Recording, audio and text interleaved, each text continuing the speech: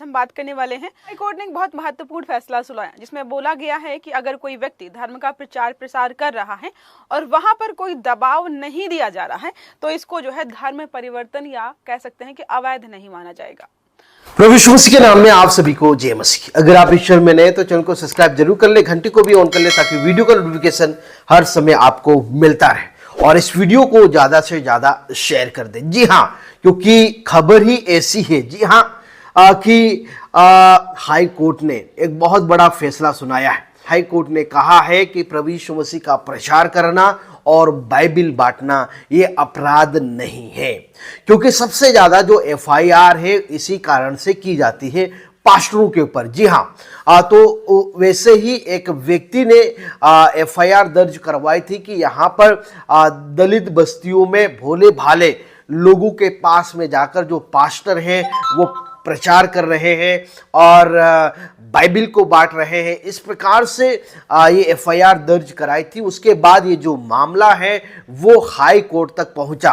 तो जब ये मामला हाई कोर्ट में पहुंचा तो वहां पर जस्टिस ने जो फैसला सुनाया है और उन्होंने कहा है कि भाई धर्म का जो प्रचार करना ये अपराध की श्रेणी में नहीं आता है, ये धर्म परिवर्तन की श्रेणी में नहीं आता है। अगर कोई प्रचार कर रहा है, कोई बाइबिल को बांट रहा है, बाइबिल से उपदेश दे रहा है, संगति कर रहा है, तो ये धर्म परिवर्तन की श्रेणी में नहीं आता है, ये अपराध नहीं है। इस प्रकार से बहुत बड़ा फैसला उत्तर प्रदेश हाई कोर्ट ने सुनाया है, क्योंकि उत्तर प्रदेश में हम देख सकते हैं कि जहां पर प्रार्थना सभाएं होती है और लोग संगति करते हैं, प्रभु की आराधना करते हैं, तो वहां पर जाकर हमने देखा है कि किस प्रकार से हमें देखने के लिए मिलता है कि यहाँ पर प्रार्थना सभा हो रही थी और कुछ लोग आए और धर्म परिवर्तन का आरोप लगा दिया और बताते कि यहाँ पर बाइबिल मिली है, कुछ किताबें मिली है, डायरी मिली, इस प्रकार से आरोप लगाते हैं। लेकिन मैं आपको बता दूं कि ये हाई कोर्ट का डिसीजन है। जी हाँ, हाई कोर्ट की ओर से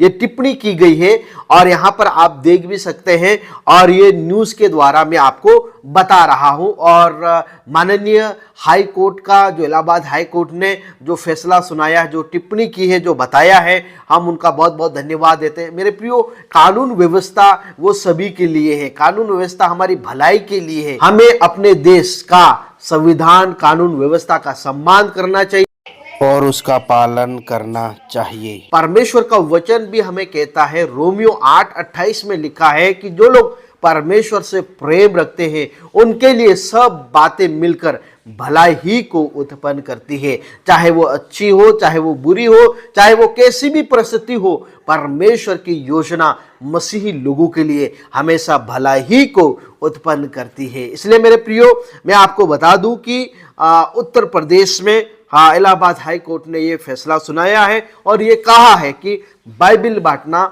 धर्म का प्रचार करना अपराध नहीं। इलाहाबाद हाई कोर्ट ने धर्मांतरण मामले में हद पार करने पर यूपी पुलिस को फटकार लगाई है। और अलग अलग जगहों में हम देख सकते हैं जहां पर जो विश्वासी लोग हैं, क्रिश्चियन लोग हैं, मिलकर आराधना करते हैं, प्रचार करते हैं, तो वहां पर धर्म परिवर्तन का आरोप लगाया जाता है। हाई कोर्ट ने कहा है कि यह धर्म परिवर्तन की श्रेणी में नहीं आता है जब तक सबूत ना मिले, है ना, जब तक सबूत ना मिले कि सामने वाले व्यक्ति ने धर्म परिवर्तन कर लिया है और करवाने वाला ही ये सबूत ना मिले, तब तक धर्म परिवर्तन का आरोप लगाना गलत है। आपको बता दूं कि कड़े आदेश में इलाहाबाद हाई कोर्ट ने हाल ही में कहा है कि सिर्फ बाइबिल बांटना या किसी धर्म का प्रचार करना उत्तर प्रदेश गैर कानूनी धर्मांतरण निषेध अधिनियम 2021 के तहत अपराध नहीं है। जस्टिस अब्दुल मोइन और जस्टिस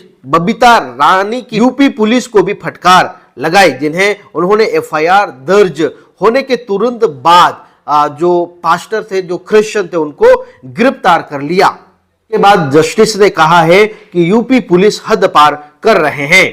धर्म परिवर्तन का आरोप लगाकर एफआईआर दर्ज कराई गई थी। उस समय जबरन धर्म परिवर्तन के दावे को साबित करने के लिए कोई भी पीड़ित सामने नहीं आया, यानी कि जो एफआईआर है वो झूठी एफआईआर दर्ज कराई गई थी मसीह लोगों को फंसाने के लिए, और आज यही हो रहा है। झूठा एफआईआर दर्ज कराया जा रहा है कि यहाँ पर धर्मांतरण हो रहा था, लेकिन हाई कोर्ट ने ये कहा है। हाई कोर्ट ने ये टिप्पणी जो एक मसीह भाई है उन्होंने याचिका दायर की थी सुनवाई करते हुए, जिनमें 2021 के अधिनियम के तहत उनके खिलाफ दर्ज एफआईआर रद्द करने की मांग की थी कि ये जो एफआईआर दर्ज कराई गई है वो एक फर्जी है, झूठा आरोप लगाकर ये एफआईआर दर्ज कराई गई। इसलिए जो क्रिश्चियन है उन्होंने याचिका दायर की थी। उसके बाद हाई कोर्ट ने ये कहा है एफआईआर एक व्यक्ति ने दर्ज कराई थी जिनमें आरोप लगाया था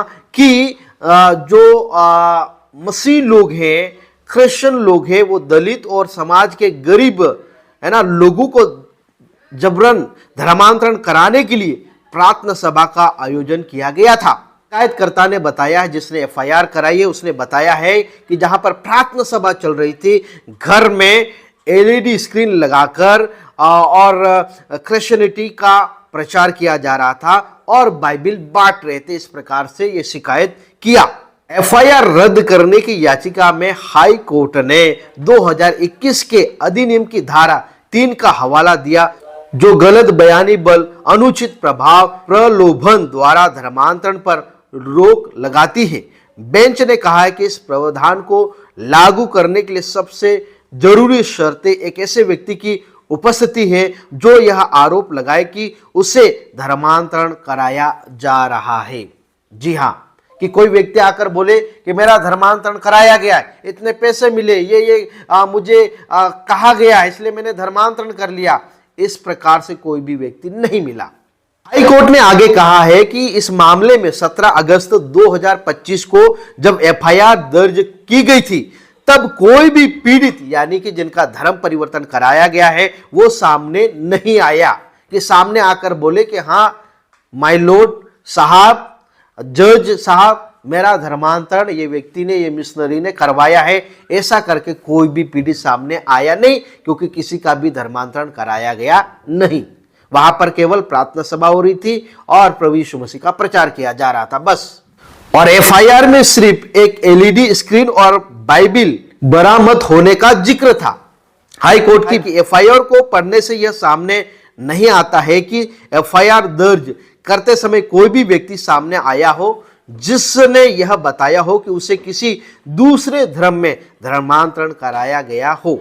इसने कहा है कि अधिकारियों को इस बात पर ध्यान देना चाहिए कि जिस तारीख को यह घटना हुई 17 अगस्त, उस दिन में ऐसा कुछ भी नहीं था जिससे यह पता चले कि उस वक्त अपराध किया गया हो। बेंच ने आगे कहा है कि यह पहली नजर में साफ है कि अधिकारियों ने याचिकाकर्ताओं को गिरफ्तार करने के लिए बहुत ज्यादा कोशिश की, भले ही यह पता नहीं है कि शिकायतकर्ता को किसी अपराध के बारे में जानकारी कैसे मिली। ये सभी अजीब तथ्य हैं जिनकी व्याख्या करने की जरूरत है। हाई कोर्ट ने जो शिकायत करता था, जिसने एफआईआर दर्ज करवाई थी, के आचरण पर भी सवाल उठाया है और उसे भी नोटिस दे दिया है।